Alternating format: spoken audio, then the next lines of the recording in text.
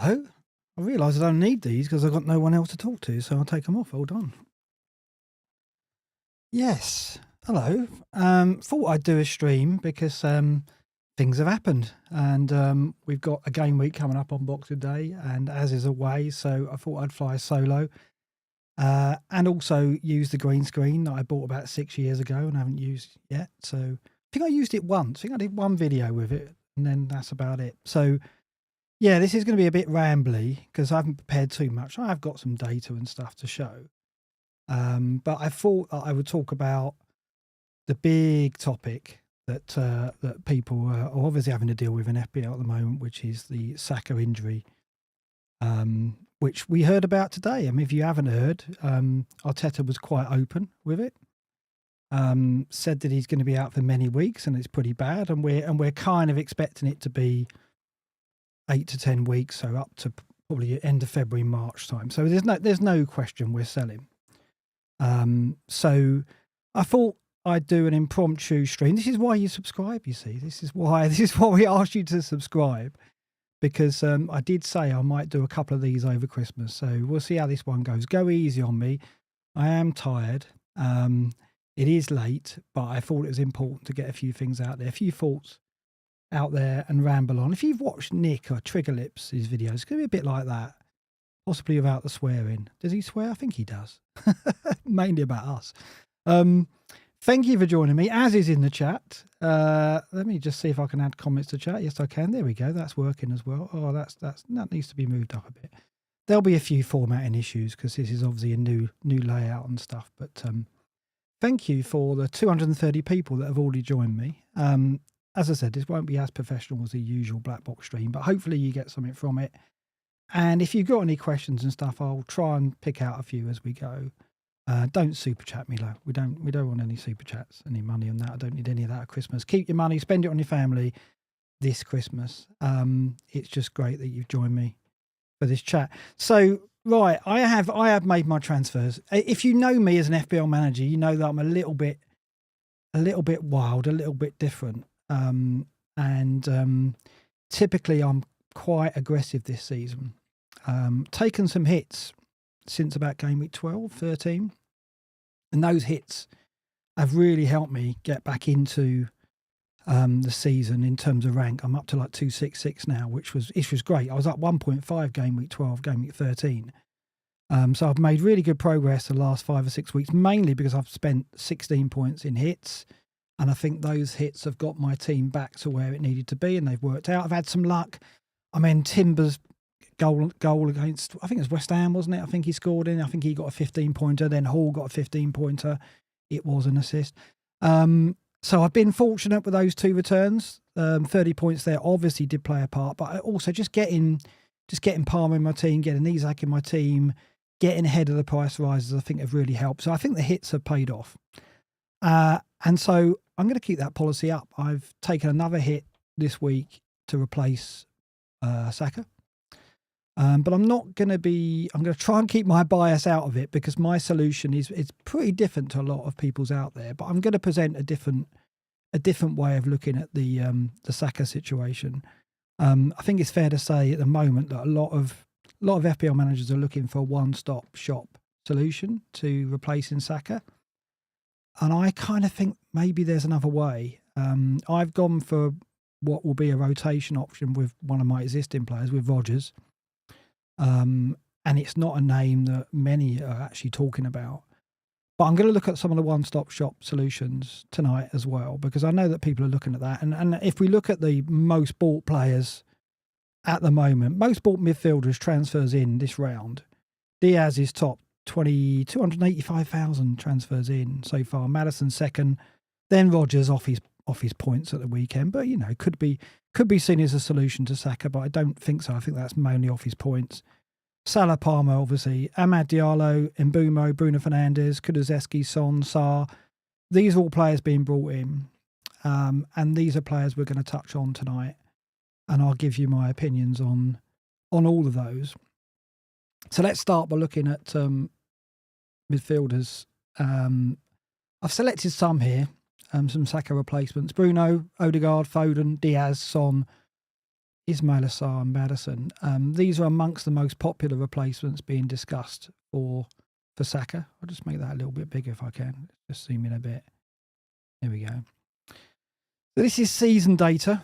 It's got next 4 difficulty across the bottom, and it shows that Foden's got the best fixtures. And just after that, Ismail Assar, Diaz, and then Ismail Assar. So the minus numbers equals better fixtures. To explain, that's kind of a fixture ticker that I've built for BlackBox. So it's slightly different than what perhaps you're used to. It's kind of based on the FDR, but based on 11FI's team ratings as well. And my ticker that I'll show in a bit is based on those ratings.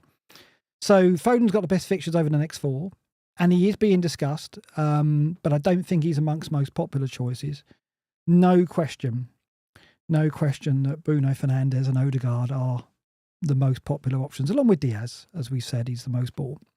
But I think if you look at any models, and I look at Rate My Team, and I look in particular at Review, then Bruno and Odegaard are the top names being pushed, along with Son. So let's talk about them. No question that Bruno and Odegaard, I would say, are probably the safest options to go for. And when I say safest, I mean, if you're sitting in the top 500,000, 100k, even higher, then I would say it's very likely that you will probably hedge your bets and go with one of Bruno or Odegaard. Less so Son, because I think that there's a slight concern perhaps over his starts over this run. We've seen, if you look at the graphic here, actually if we go to the last 6 game weeks, this shows it. These are the same players over the last 6. Again, I'll expand it. Son has had 5 starts, Bruno's had 6, Odegaard's had 6. And that kind of tells the story. I think it's fair to say Bruno and Odegaard are slightly more secure in terms of their starts. They're nailed on. Son probably is, but could get a rest. But with Angie's options, he hasn't got many at the moment. Perhaps more in attacking positions, and perhaps Son is just as nailed on. So there's perhaps not a lot in it in those terms. But I think it's fair to say that there's, amongst Spurs fans, Son, there's some doubts about Son's performances this season. His output has been okay. Last 6 shows 2 goals, 3 assists here, which is ahead of Odegaard and Bruno. And if we bring up the fixtures, yeah, it's not a bad run. But immediately, in the short term, Forest away is not a good fixture for Spurs. Following that, it's Wolves and Newcastle at home, and then Arsenal away, Everton away. So, yeah, I don't know. I don't know that they're good fixtures really for Son. Certainly in the short term, Forest away is tough. I would say that as a Forest fan, of course, but I think it is. I think it's going to be a tough game. I don't think there'll be too many goals. I don't think it's going to be an open game, because we're going to play very back foot and try and counter them. Wolves at home, Newcastle at home. Could be Newcastle improved. Wolves under new management, who knows if there's going to be any kind of bounce there. I don't think we can take the Leicester result as a sign of that from Wolves in the short term. So, yeah, I mean, Son, not a bad option. I see merits in him. Because Spurs are on attacking side. He's on penalties. He's a talisman. X-Mins is the issue, though. 402 minutes here shows that he is getting subbed early. So there is an X-Mins issue with Son that gives me a little bit of concern, maybe. And I do think, in terms of where the models are going, it's Odegaard and Bruno who are the 2 that are being pushed stronger than Son. But I don't see anything wrong with going with Son as an alternative to that. But I think the most popular option will be Bruno. I think that I'm seeing a lot of content creators edging that way already. And like I say, if you're doing well this season, if you haven't got to make up ground, I think Bruno is possibly the safest option out there. Great fixture straight away, unless I guess you're investing in that manager bounce on Wolves. But I think at Wolves away, he should get chances.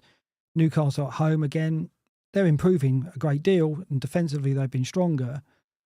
But in a home game, you still expect Bruno to register efforts on goal and chances created. Liverpool away, obviously very tough. Then Southampton and Brighton, he will get chances in those games. Those 2 defences are obliging. Southampton's very obliging indeed.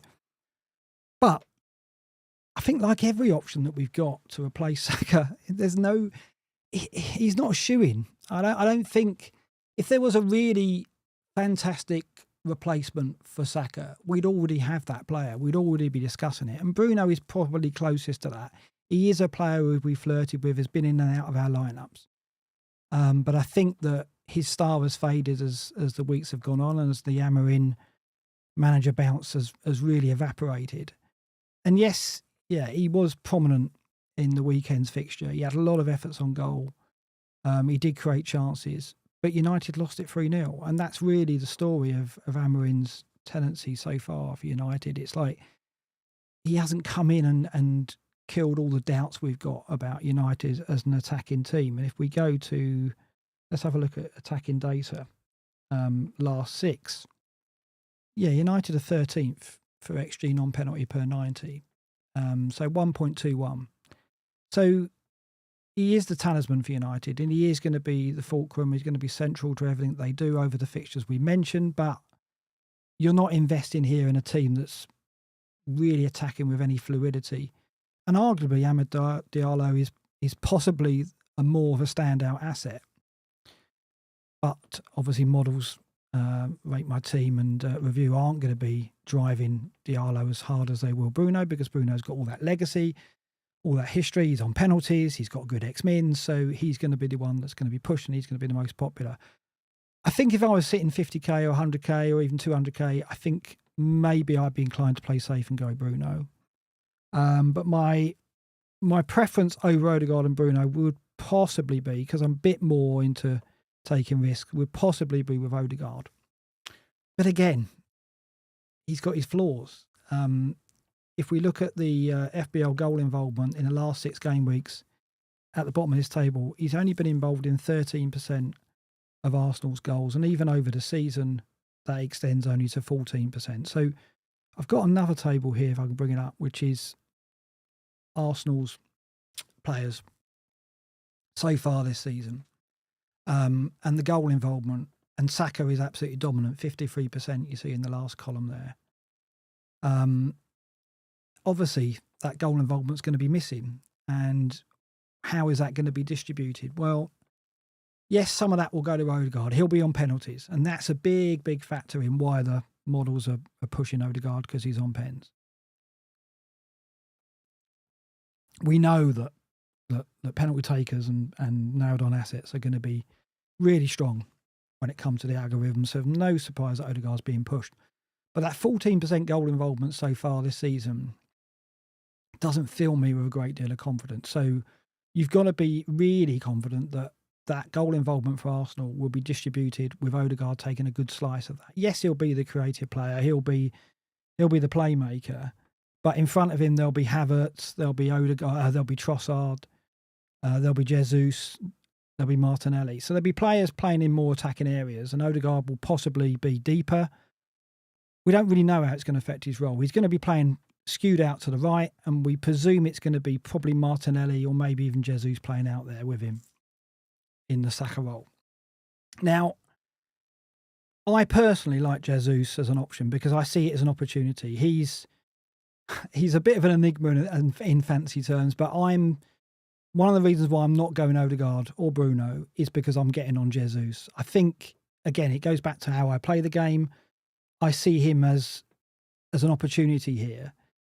It could go one or two ways. He could come in that Arsenal team and cement his start over the next 4 or 5 game weeks, even beyond, and he could continue the kind of scoring rate that we're seeing. He's got 5 goals in 2 games. He's not going to continue that, but I've looked at his historical data, and his goal involvement of 30% here is consistent with what he's shown both at Arsenal and Man City. When on the pitch, he's normally involved in 30 to 35% of the goals.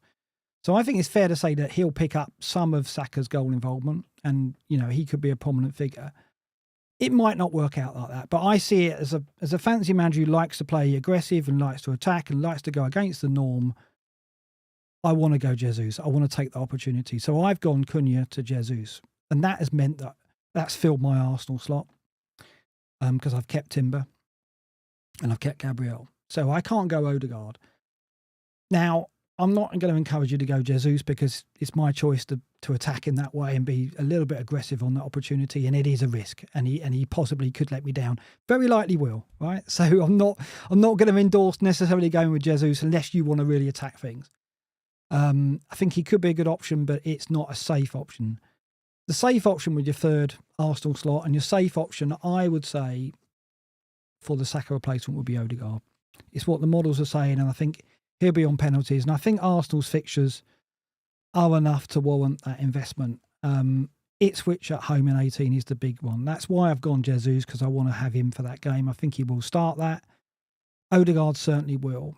And Odegaard will start this run of fixtures, which looks favourable for Arsenal. Certainly Ipswich, Brentford, Brighton, Spurs, Villa, Wolves, Man City, Leicester, West Ham. None of these defences are going to be strong enough to keep Arsenal out, even with the doubts about Arsenal's open play XG, which kind of was killed, I think, maybe at Palace in the 5-1 win. I still think Arsenal are going to score goals. Even without Saka, they're going to score goals, which is why I've gone for Jesus. But as I say, I wouldn't necessarily endorse that move. Odegaard would probably be the one I would go for if you're looking for a one-stop shop solution for the Saka. The other option that I really like is Ismail Assar, because again, he is nailed on. He has, as this table shows, in terms of the last 6 game weeks, he's been the standout player of this selection in terms of touches in the box, shots in the box, big chances. He's been outstanding. 60% goal involvement over the last 6 game weeks of Palace. I guess the only concern for me is, and it's a big one, is Palace in terms of what do they promise as an attacking team. Last 6, it has been really encouraging. They're 7th in this table, 1.65. And that's with, as you see, last 6, the red there represents tough fixtures. They've had a tough run. Their home games in particular, City and Arsenal, if you can say City is a tough game, have been at Selhurst Park. And they've featured here 7th in this table for XG non-penalty. So that's encouraging. Eze is the problem, though. Eze out. I don't know. I think that Eze, when he's not there, it's easier, obviously, for teams to focus on Mateta and Sarr as the dangers. When Eze's in the team, it just gives Palace that bit more going forward. And I think him coming back to fitness could be crucial to unlocking Sarr for me as the one to go to. But this kind of goes back to my take on the situation. I don't think you need to look for a one-stop shop replacement for Saka. I don't think you need to go, well, I need to find someone who's going to basically tide me all the way through to when Saka's fit again. You know, the models, if you run them by default, if you run review by default, it looks over 10 game weeks. I don't think we have to find a replacement for Saka for 10 game weeks. You can move with fixtures. And if you look at Palace's fixtures, I don't think Bournemouth away is a good one.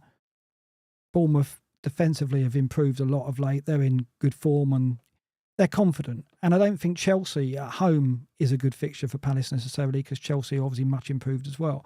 In between that, they have Southampton at home, which is why a lot of people are looking at Munoz in game week 19, and why, if you don't go Sarr in 18, you could move to him in 19. And this is what I'm talking about. Why not look for a short-term solution and then move with the Saka replacement with fixtures? And if you do that, Sarr is certainly a good option from 19. And the fixtures continue to be good. So that brings me back to where I've gone. I've gone Bowen because West Ham go to Southampton. Paqueta is out with suspension, so Bowen's on penalties. And I think West Ham are going to beat Southampton. I think they have to beat Southampton, and even West Ham fans think they're going to beat Southampton.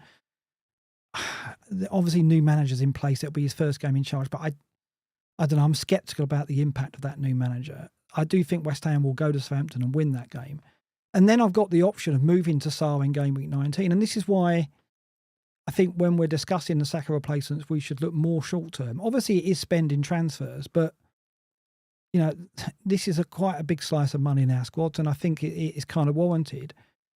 So I don't know. I'm kind of endorsing looking beyond Odegaard and Bruno and looking perhaps at a short term option.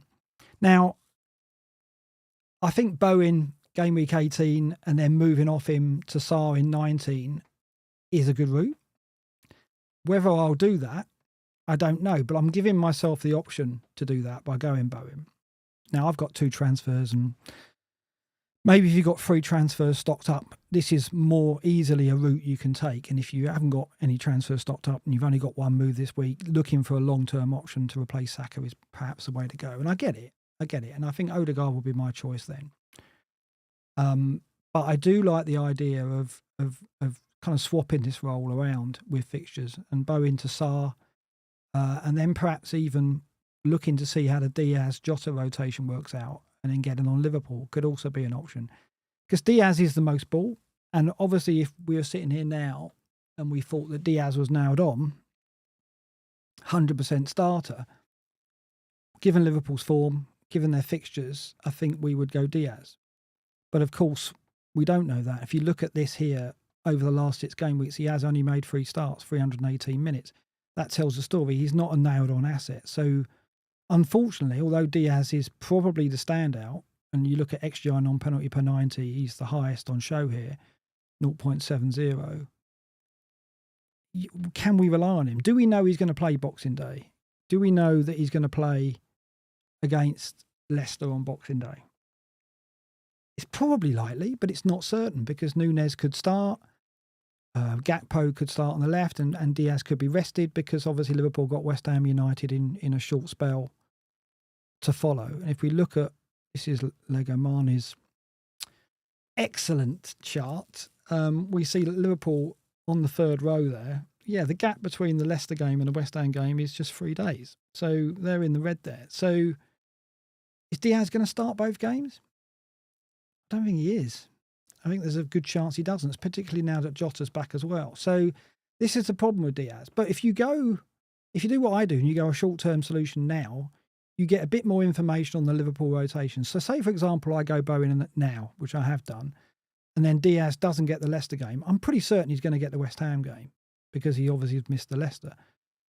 So then I can go Diaz with a bit of confidence. So again, I just think that looking for a game week 18 solution and getting that extra bit of information could be really useful. But again, perhaps if you've got some stockpile free transfers, you can do that. It's more difficult without that. But I think if you really want to roll the dice, I don't think Bruno and Odegaard is doing that. I think Sarr could be the way to go. I think even Bournemouth away, I'm probably biased because I'm taking Kirkez into that game, and I may well start Kirkez, more on that in a bit. So even that fixture, given that we saw Palace 7th on the attacking data last 6, could be profitable for Sarr. So I think if I was advising someone who was saying to me, where do I go to make up ground? Where do I go for a differential? I think I would go Sarr, because I really don't think that the majority of managers will look to him. I mean, let's look at where he is on the most bought. I talked about it at the start, didn't I? Get this up. Oh, I don't think he's figuring very highly at the moment. No, you have to go down. I mean, yeah, you have to go down. He's about 10th, 11th choice going in at the moment. 81,000 transfers in. I think it's the price. People look at Saka's price and immediately go to Odegaard or Bruno or Son because they're thinking, I've got to replace like for like in terms of price. I don't think you have to, given what Sarr is showing. Let's look at midfielders, all the midfielders over the last 6, because I've updated this as well. And there, Diaz is 8th, 0.70. There are players above him. Jacob Murphy we haven't talked about. I've got Anthony Gordon, so Murphy's not someone I want to look at. I guess X-Mins is the problem with Murphy. Joe Linton could even start out on the right in games where Newcastle need a bit more steel in midfield. And that could be the case against Villa. But Murphy's form probably means he's safe for now. But it's just X-Mins. It's like Son. He's getting subbed on around 60, 70 minutes. So that's the concern with Murphy. Wutara's not an option. Madueke, it starts for him, but I think he didn't start the weekend. And so I think it's very likely that he starts the next game. It's the Ipswich game you want him for, but you're probably not going to get him if he starts against Fulham. So Madueke, although has got good numbers, it's a similar story to the likes of Diaz in that we're not absolutely certain on his start. We'd have to look at rotation. But again, if you go a short-term option for 18, you could get Bowen for 18. If Madueke doesn't play against Fulham, you've got some degree of certainty that he's going to start against Ipswich, and that would be a lovely game to have for him. Murphy ripped the left side of Ipswich's defence up, didn't he, at the weekends? And Madueke could do the same, but we just don't know if he's going to start there. Sharda, rotation option not there. Szoboszlai, let's talk about him. But I think it's the same there. It's 4 starts in the last 6 game weeks. He was outstanding, obviously, against Spurs. But I think that it's the same case with Diaz. You need information. We need to know how Slot's going to run his attacking options over these 3 fixtures, and it's very difficult to tell. So I don't think anyone's looking at Szoboszlai. So, yeah, I guess in conclusion, Diaz is who we would want, and I think he would be warranted if we knew he was going to start these next 3 games, but he's not going to. He's going to miss at least one of them, which again leaves us back at Bruno and Odegaard for the safe options. And I would say Sarr for a Maverick pick. Others down here, what do I think of Foden? I don't know. I mean, look where he is. He's 35th here, 0.39. So he's not figuring in the top 30. And that's largely due to City's form. Let's have a look at City's attacking form over the last 6. I think we're going to find that they're not where we would normally expect them to be. No, they're 10th, 1.47. Not bad. But for those rolling their eyes at me getting Bowen because West Ham are a poor team, West Ham are higher, 1.50. So that kind of tells you where City are at the moment as an attacking force. Even chances per 90 has gone down to 13.6, which, before when they were struggling, they were still having 17, 18 shots per 90, but that's beginning to diminish now as well. I don't know. I think Foden is a stretch. I think City are a stretch at the moment. Why he's fallen off a cliff like he has this season, it's hard to say. You could say the same why has Haaland dropped off a cliff as well. Mainly, I guess, because City are just underperforming incredibly.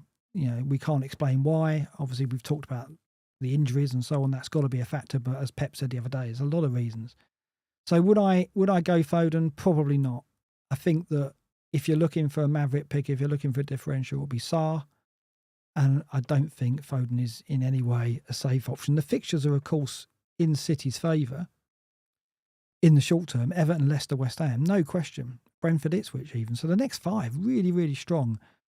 And when we got rid of Haaland some weeks ago, we were looking at this run and going, well, we must get Haaland back.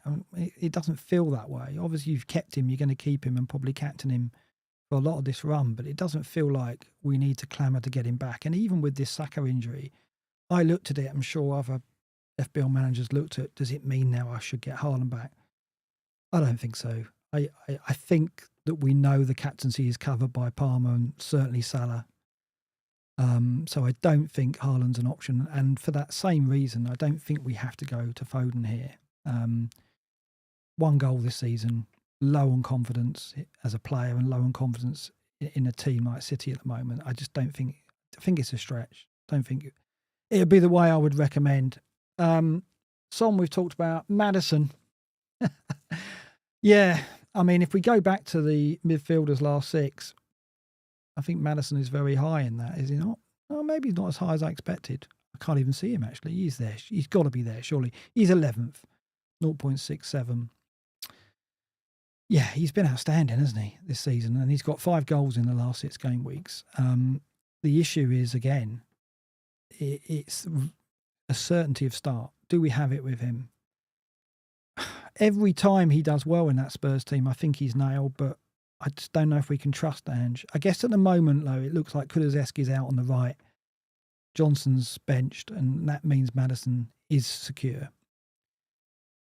It would be a risk. And if you're going to go Maddison, why would you not go Son with the penalties? I guess the X-Mins is slightly better for Maddison, is it? 395 minutes to 402. No, it's more or less identical. So if you want Spurs, Son would be the way to go, I think, still.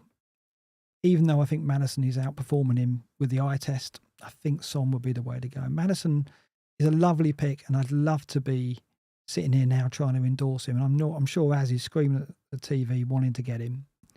No, he wants to get him. He loves him. But I just think it's a gamble. And again, short-term Forest away, I don't think that's going to be an easy game. I still think if I was going Spurs, I would go Son, just for the pens. And obviously as captain, he's got a little bit more security. So of those 7 players, yeah, Bruno and Odegaard, I'd favour Odegaard, and then for the differential would be Ismail Assar. What have I done? Yeah, as I said, I've looked at Bowen, and the reason why I've looked at Bowen is because I've got Rodgers. Now, look what happened when people benched Rodgers at the weekend. I was fortunate. I thought Evan Nilsson was going to get benched or rested for the United game with Bournemouth's fixtures coming up. So I ended up benching Evan Nilsson and playing Rodgers. I also had the pleasure of watching Rodgers in the flesh at the City ground, and he scared the life out of me because he just seemed so strong and quick on the ball. And obviously that comes across on TV, but when you see him live, it really does hit home just how difficult he is to handle. And I thought, yeah, I don't think I can not play him against City. I thought his physicality would cause some problems, and it did, and they just couldn't handle him. Always couldn't either. We fouled him, but we were a bit more efficient with our tactical fouling than City were, I think, and managed to keep him quiet or quietish. But I've got Rodgers, and if you look at the rotation between West Ham and Villa, Bowen and Rodgers, it's just great. So even though I've talked about going Bowen and then moving maybe to Sarr or even Diaz, I'm very, very happy in keeping Bowen for this run because I can play Bowen at Southampton. Then I bench Bowen and bring Rodgers in for Brighton and Leicester, which are great fixtures for Rodgers. I think those 2 defences could easily give up chances and points to Rodgers. Then I bring Bowen back in for Fulham Palace at home, Rodgers, West Ham at home and Wolves away. Then in 25, I could go Bowen against Brentford, Rodgers against Ipswich, play them both. Yes, it's a problem in 26, but by then, who knows what information we're going to have, what things are going to change. So for me, Bowen gets me a really strong penalty taker at a bottom 3 or possibly the worst defensive side in Southampton for game week 18. Then I've got the option to move off him if I want to, or if I want to hold him, I can just bring Rodgers in and bench him for a couple of weeks. So that's why I've gone Bowen. I've kind of looked at it not in a way that, well, I need to spend all the money and look to a replacement that's a like for like, but maybe a step down. I don't know if you call Bowen a step down. I guess he is. I mean, he's not bad in his own right. If you look at the table last 6, he's 18th on this table. He's got 0.56. He's ahead of Martinelli. He's ahead of Bruno Fernandes. He's certainly ahead of Odegaard. He's ahead of Mbeumo. So this is a player who in the last 6 has been producing good numbers. He's absolutely nailed on. He is a talisman. And like I say, with Paqueta not at Southampton because he's suspended, he'll be on pens. So I've got myself a good option for game week 18. I've got a method of maybe moving off him, but I've also got a method of keeping him with the rotation for Rodgers. So that's what I've gone with. So all I'm saying is, when you're looking at a solution to this Saka problem, and absolutely sell him, absolutely replace him, look at what you've got in your team and look whether a short-term option might be the best way to go, rather than putting all your chips on Bruno or Odegaard or Son. Because I know what's going to happen. If you go Bruno or Odegaard or Son, you're not going to move off them very quickly. You're going to give them time. And quite rightly, because they're great players, they're great FPL assets. But if you go with someone and you think, right, well, I've got the option moving off to Diaz or Sarr in 19, you're not trying to invest in a plan. You're being flexible and agile with your approach to it. Whereas I'm seeing a lot of managers just get Bruno in and, yeah, okay, it doesn't require much thought. He could easily deliver. He's a great asset. He's on penalties. United, I've still got some concerns about. Odegaard, the same.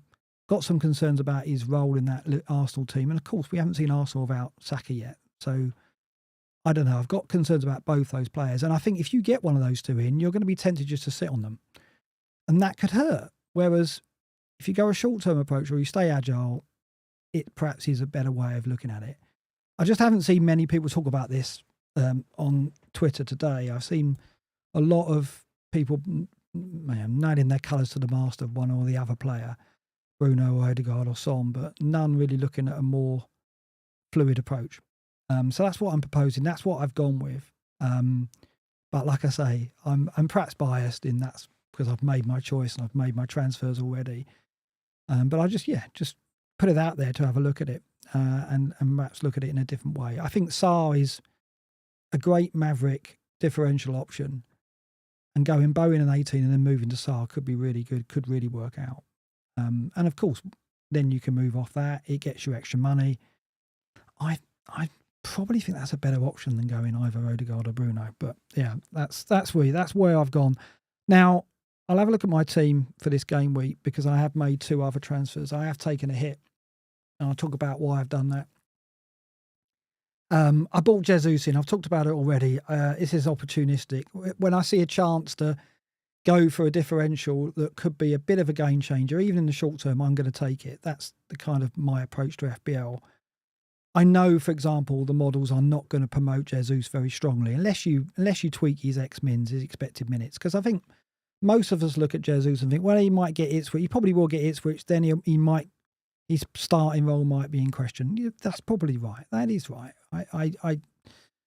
I can accept that as concerns about Jesus, but I do think that it's worth a go because I think that he could well be someone who could be a real strong differential over this period. It does feel like when I heard Arteta talking about him, like Arteta wants to show faith in him. Like he wants to give him a chance. I think he loves him as a player. He's enjoying seeing his form from him, and I think he's going to look to Jesus to help them through this period without Saka. And obviously, as I've invested in him, I'm hoping that he can be, a real factor in this next 2 months without Saka, and he's going to get me some points. So I've taken the hit to get Jesus in, to take that opportunity. I'm not saying you should, but if you're trying to make up ground, I think it's a great option. If you're playing safe, less so. You're probably going to keep Kuna, unless, of course, we hear about the ban tomorrow, and then make up your mind for game week 19 what to do with him. And you'll probably play safe with that option as well. There are safer striker options, which we can talk about in a minute. So that's the hit I've taken. Bowen has gone in for Saka.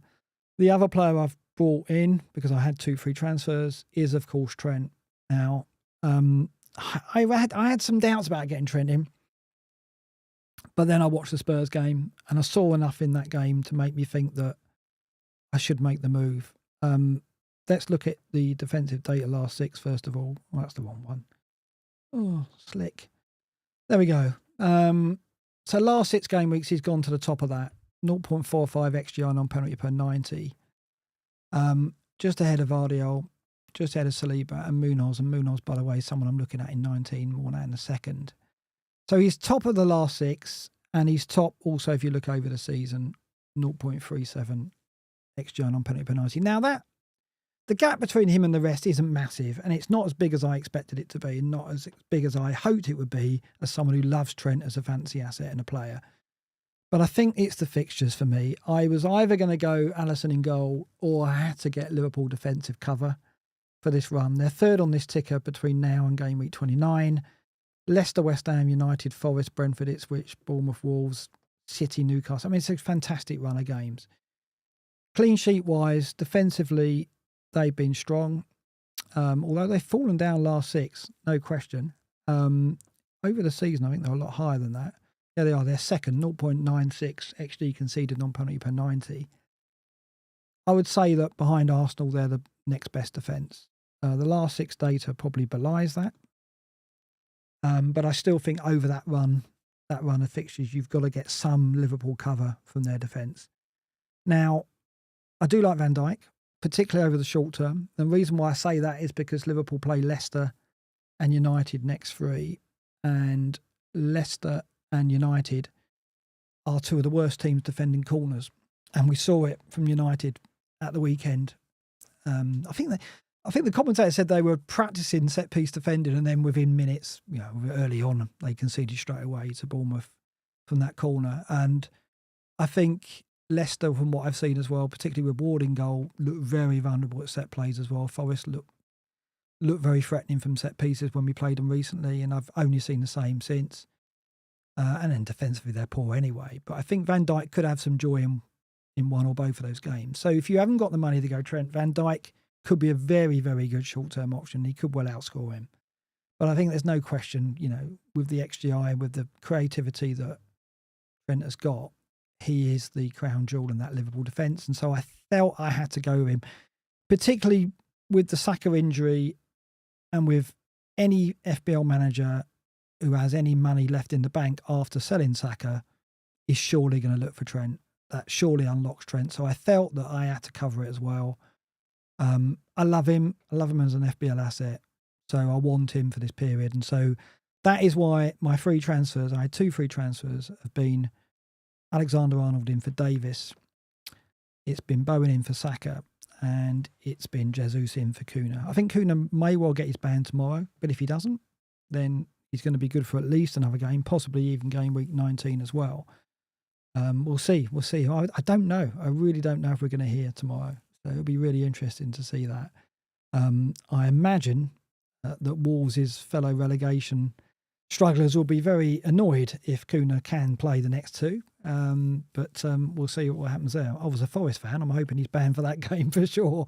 Yeah, but I think you're okay to hold on from him if you don't hear from that tomorrow. But we'll see. What else have I done there? Oh yeah, I talked about keeping Timber, didn't I? Why have I done that? I did think about selling Timber and going to one Arsenal defender and going Odegaard and Jesus. That did cross my mind. But one of the reasons why I've kept Timber is because I want to have a strong squad. And the reason why I want to have a strong squad is the assistant manager chip, or the ass-man, as lovingly calls it. I think that I need to start rolling soon. I need to start rolling transfers because I look at the assistant manager chip and think, yeah, okay, I'm probably going to play it in 24 with a double game week for Liverpool. But am I going to keep it on slot, or am I going to want to move off? The Maverick side of me wants to look at that assistant manager chip and take at least a chance of it in one game week, as in select an assistant manager that has teams, an opponent 5 places above them, to try and get the table bonus, as Premier League are calling it. So I think I want to get in a position where I can roll my transfers leading up to 24. And in order to do that, I need to make sure I've got a bench. So that was behind me keeping Timber, because the fixtures aren't great for Arsenal. Ipswich, of course, strong fixture. They should keep a clean sheet in that game. Brentford away, don't know. Forest just kept a clean sheet at Brentford, but they're the first team to do that. Arsenal easily could, and they could at Brighton as well. But I look at Brentford, Brighton, Spurs, Villa, that next 4 after Ipswich, and think, yeah, all those teams could score against Arsenal. So I do think that ordinarily, unless you're going for the same approach as me, where you're trying to just reinforce the bench and have a lot of options over this spell in order to roll transfers, I would possibly endorse going to just one Arsenal defender, because I don't think clean sheets in the short term are necessarily likely to come. Wolves away is a good fixture, then City at home. Yeah, it gets better from about 25 in terms of clean sheets, I think. But I don't know. No defence has been reliable this season. Arsenal has been the nearest we've got. And there's no question. Yeah, they're the best defence. Look, they're averaging, limiting teams to 7 shots per 90. But Palace scored against them without Eze. And, you know, I just think those fixtures are a test for Arteta's team. So I don't think there's anything wrong with going down to one Arsenal defender in order, if you really want to get Jesus as well as Odegaard as your Saka replacement. I don't think there's anything wrong with that. I've decided against it because I wanted to keep my stock on my bench as strong as possible so I can start to roll transfers, but you may have a different approach. I think that's about it now. I don't think there's too much else to discuss. As I say, Odegaard would be my choice. I'd be reluctant to do it. I prefer something like a Bowen to Sarr or a Bowen to Diaz approach. I think that would be the route that I would recommend. But I'm biased perhaps because I've just got Bowen in for the Southampton game. And I probably won't move off him. I'll probably do the Rodgers rotation. But I think that's good. As we've seen, I think it's dangerous to bench Rodgers, and I think Villa will improve as the season goes on, and if they get knocked out of Europe, Rodgers is going to be a player we want to hold on to. And I don't mind playing Rodgers against Brighton and Leicester at home. I've probably rambled on enough about the Saka situation. You've seen my team, you know my transfers. Don't know if you've got any questions. But Let's see what's in the chat. See if anyone. Oh, by the way, there's 957 watching. So thanks very much for joining me. I'm going to have a drink now because I've been talking a lot and waffling.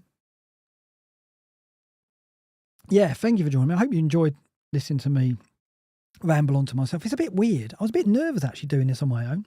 Do miss Az, but he's away in Essex, and I think he's got a laptop. That's about it, and probably the signal's not as good, so I don't think he can join me for streams over Christmas. So I'll probably do a couple of these if I can. So yeah, tune in and make sure you subscribe, because obviously I might be doing these at short notice. What else is there to discuss? I don't think the captaincy is worth discussing. I did do a table, but Salah's ridiculous. Absolutely ridiculous. It's absolutely crazy now. What's he? What double digits is he up to? 11, 12? I don't think it's even worth discussing. What about Isak? If you haven't got Isak, do you get him in? Well, let's look at forwards. Last 6. I think the answer is there. XG on penalty per 90 last 6, he's 1.16. Also significantly, if you look over the season now, he's now top 0.81 over the season, ahead of Duran and Haaland. I know Newcastle's fixtures are getting tougher now, but then they do improve again. Villa at home won't be easy, but I think Newcastle can score in that game. United away, they can score there. They can certainly score at Spurs. And then the run is really strong. Wolves, Bournemouth, Southampton, Fulham. That 4, if you are sceptical about getting Isak, or you can't get to Isak yet, I think you've got to worry going into game week 21, because unless he gets injured, unless his fitness becomes a concern, and it could be, then I think you're going to need him for that run. The landscape could change, but I think Isak is just an elite level Premier League striker in a team that is beginning to find form, and from 21 those fixtures are too strong. The other issue is his price is just a runaway train. It's going so quickly. So the longer you leave it, the more you're going to pay, and potentially the more you're going to fall behind if he keeps scoring. Yeah, there are other good options. We're lucky this season. There's been a lot of good forward options. And Jackson still there with good Chelsea fixtures. Nothing wrong with that. I wouldn't look to Havertz. I think I'd prefer Jesus if you're looking at an Arsenal striker. Just think that Havertz could play deeper. We don't know how it's going to work. We don't know if Jesus is going to play out on the right or he's going to play centrally. If he plays centrally, what does that mean for Havertz? His role is Havertz going to get in the box as much? If Jesus is going to play a more traditional 9 role like he did at Palace. So I think we need to have a look at that. I would probably endorse Jesus over Havertz. Nothing wrong with holding Jackson, as I said. Solanke, yeah. Tough first fixture, but then after that, Spurs' fixtures are very strong. Wolves and Newcastle. Arsenal, yes. Everton, tough as well, but they've got good fixtures in this run. So I think it's warranted to hold Solanke, but I wouldn't hold Solanke at the cost of not getting Isak. I think if you haven't got Isak, I think it's a priority. I think you have to try and do it. And if the sale of Saka helps you do it, take this opportunity, because I just don't see him letting up, and I don't see even those next 3, although they look tough on this ticker, even those next 3 are basically teams he can score against. What else are there to discuss? Any questions? Any interest in Munoz? Let's throw a few questions in there now. Yes, absolutely. Palace are top of this ticker. This is a long-term ticker. I think if you even go short-term low, they're near the top. They are top over the next 6. So if I don't move off Bowen and sit in here right now, I probably won't. I'll probably keep in with the rotation with Rodgers. Then my transfer going into 19 will be Munoz. And it will probably be Kirkes to Munoz. I like Kirkes. I could hold him. But I just think that Munoz gives me that little bit more. Bournemouth fixtures, Fulham, Everton, Chelsea, Newcastle, Forest, Liverpool. I think this next one, possibly Fulham and Everton, there could be clean sheets there for Kirkes. He could well go to Fulham and Everton and get clean sheets. I mean, Everton are the masters of the 0-0. But I do like Munoz for 19 at home to Southampton. And the difference between Munoz and Kirkes is, of course, the attacking potential. That's the wrong table where I want to go. I want to go there. Munoz is 4th for XGI and on penalty over the last 6 game weeks. and Kirkes isn't even in this table. I think he's on 0.11. I had a look at it before I came on air. So there's a big gap for me in terms of the goal threat or the attacking potential that Munoz offers to Kirkes. Yeah, Kirkes gets forward. Yes, he overlaps, he crosses, but he doesn't have goal threat like Munoz.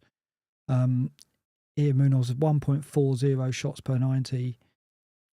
Really strong. It's right up there with Vardiol and Milenkovic and Dunk, who obviously have threat at set plays.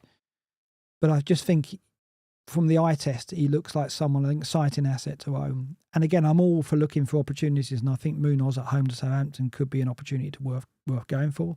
And the fixtures are strong. So I absolutely want to go there.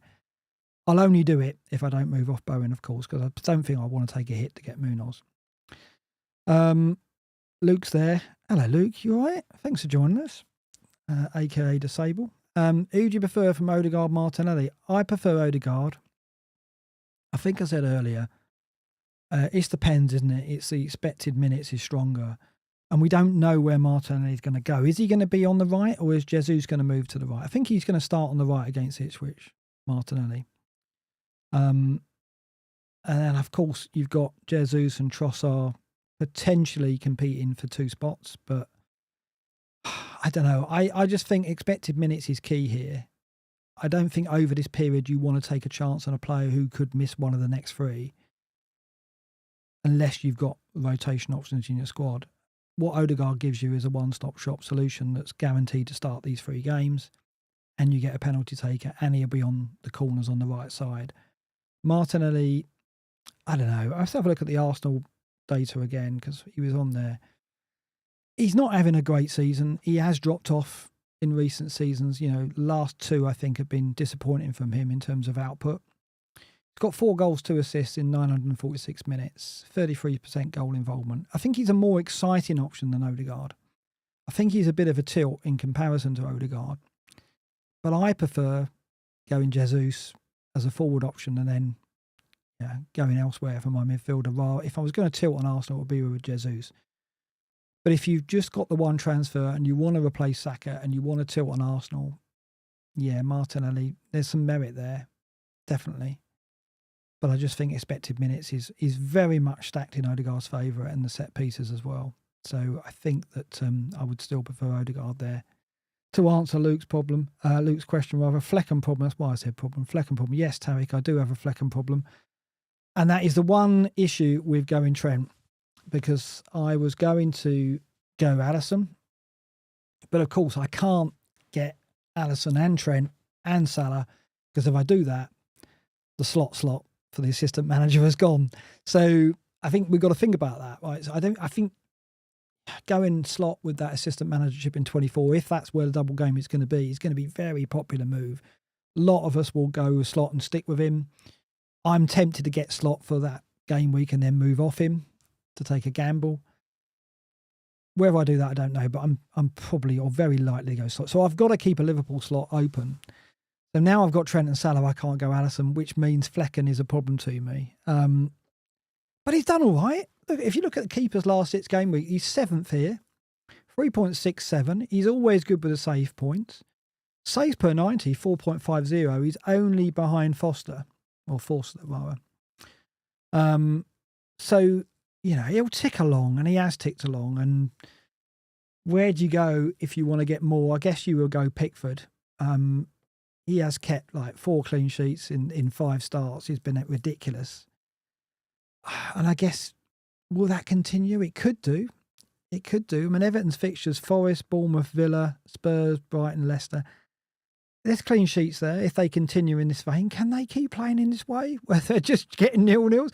I guess Dyche doesn't care. And do Everton fans care, given that they could be in the bottom 3 if they want to play more open? Yeah, Pickford would probably be someone I could look at. I've got the money to do that. So if I really want to get off Flecken, as Tariq says, I can do, and I could look at Pickford.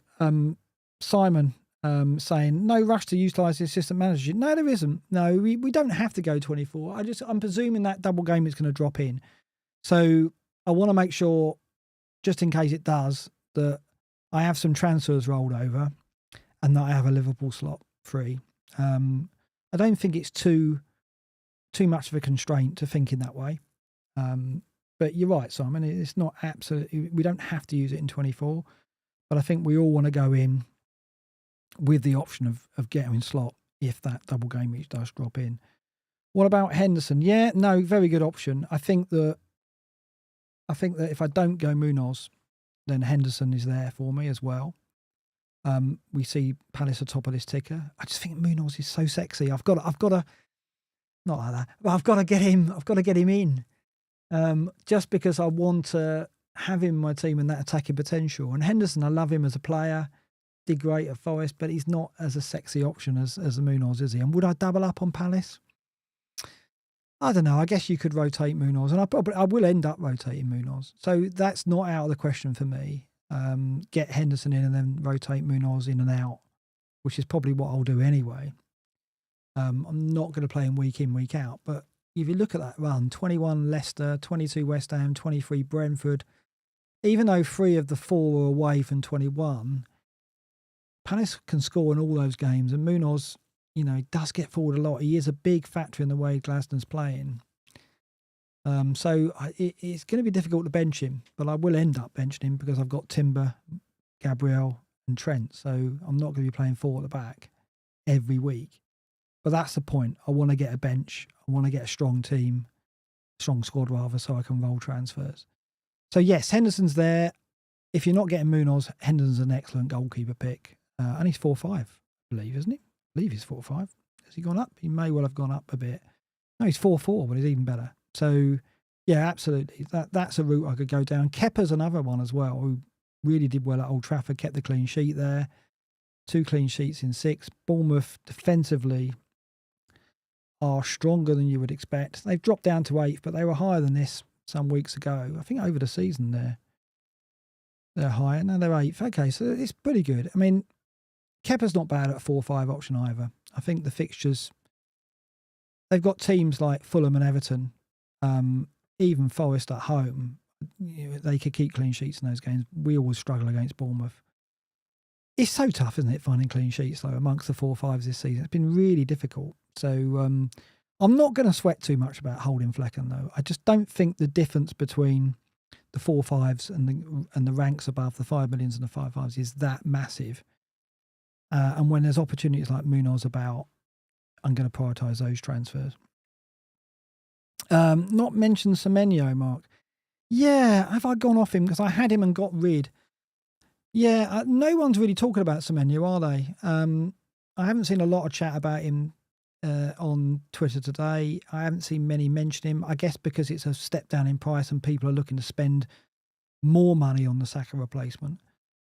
I think that the fixtures are tough. Fulham and Everton and Chelsea and Newcastle. That is a tough 4 and Forest to follow. And Liverpool, yeah. So they're playing some of the best defences in the run after Palace. I think Palace is a good fixture. I'm probably going to start with Nilsson. I would start Semenyo. But Fulham away, Everton at home, Chelsea away, Newcastle away, Forest at home, Liverpool at home. There's some good defences there. So I don't, as an Evan Nilsson owner, and I'm probably going to hold him, I'm not going to double invest in that Bournemouth attack. But nothing wrong with owning Semenyo. And I think I would, if you got him, you hold him over that run, I would say. Yeah, Dom Dewsbury saying the same. Happy to hold. Oh, yeah, absolutely. He's, in terms of data, he's been outstanding. He's probably dropped a bit recently. Where is he on this table? This is last 6. Oh, where is he? I can't see him. Oh, he's down to 29th, 0.43, but he's still in the top 10 for shots per 90 and shots in the box per 90. In fact, he's, second or third for shots per 90. So nothing wrong with holding him, but like I say, I think the fixtures and the teams that they're facing are strong defensively. So not someone I would recommend buying, I would say, at this stage. Okay. I don't think there's too much else to discuss, really. I think I've covered everything I wanted to cover.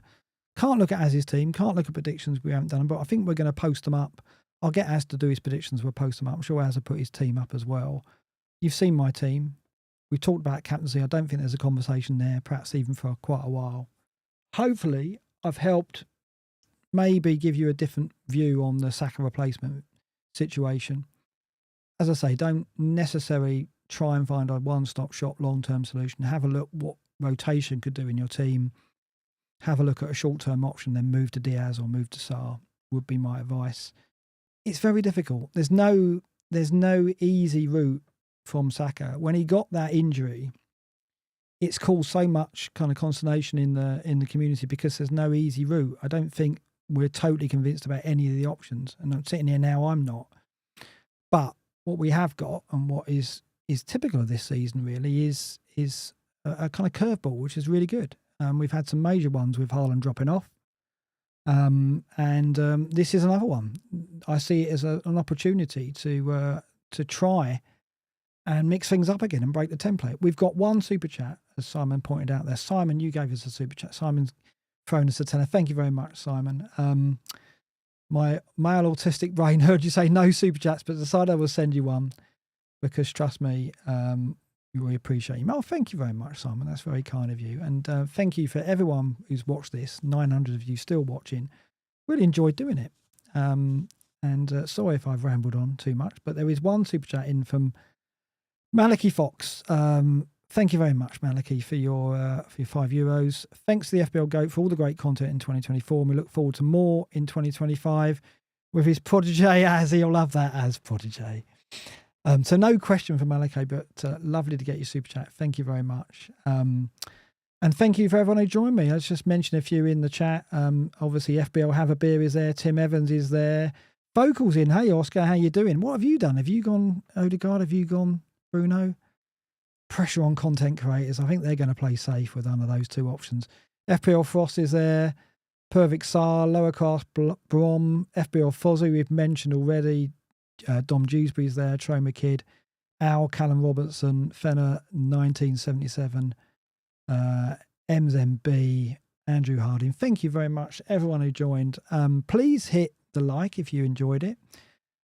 Please hit the subscribe if you're new to this, because I will be doing more of these, and they are going to be short notice because I'll try and snatch some time in between family time over this Christmas period to talk about FBL. I'm certainly not going to go walking around in the freezing cold because it's too chilly. So I'm going to stay in my shed and do this and keep using the green screen and keep waffling on. Thanks very much for listening, and I'll see you next time. Bye for now.